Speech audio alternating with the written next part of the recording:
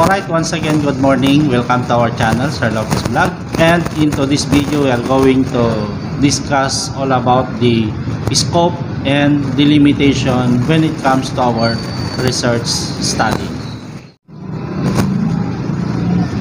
Alright, so in research, what do you mean when we say the word scope and delimitation? Okay, the word scope is referring to the domain of your research. It describes the extent to which the research question will be explored. Scope also decide what data are you going to gather. Ayan, so that is all about the scope of your study. When we say delimitation, delimitations are the boundaries of your research work. These delimitations are set by the researcher deciding what to include and what does not include. So delimitations, talking about the variables that are not part of your study. This is very important because it makes your research manageable and scientifically sound. Delimitations are different from the word limitation when it comes to research study, because limitations is beyond the control of the researcher, while the limitation is within his control. In other words, limitations are factors or elements outside the control of the researcher. Like for example, lack of financial resources. That is one limitation of research. Unavailability of research data to support your findings. Okay, that is another limitation of research. Or the sprout of a pandemic like the COVID-19, which affects the outcome of your research activities. Okay, so that is all about the limitation when it comes to research, which is totally different from the word delimitation, because as I've said before, the limitations are within the control of the researcher. So what are the factors that included when it comes to the limitations of research? Number one is your research design. Okay, you can delimit your research design to, for example, descriptive survey method, or with the use of interview, or instrumentation. It depends upon the decision of the researcher.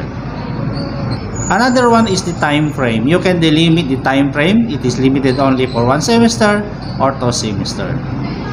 The third one is the population size. Okay?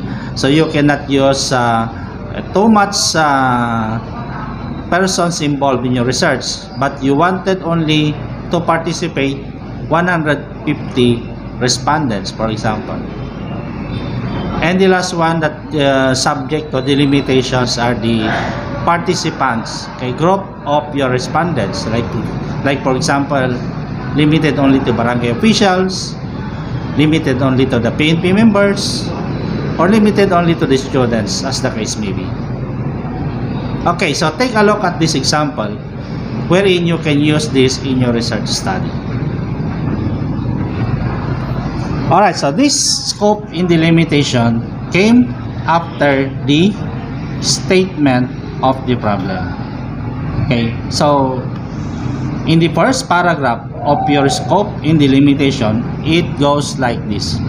This study will be delimited on the level of effectiveness of the implementation of curfew for minors in crime prevention in the municipality of Pilar Ambra. So it is very clear that in this research study, it is limited only to the level of effectiveness. So hindi kasama dito yung ibang factors like efficiency, like cost of implementation, effect in the implementation. Okay, so dito sa scope in delimitation, it is very clear na sinabi ng researcher, it is delimited only to the level of effectiveness in the municipality of Pilar in the province of Abra.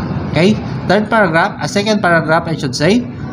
Another factor to include are the profile of the respondents when it comes to their age, sex, civil status, and educational attainment. What is the purpose of getting this profile of the respondents? It will going to correlate, okay, to find out if there is a significant relationship as to the level of effectiveness of the implementation of curfew for minors in crime prevention in the municipality of Pilar Abra.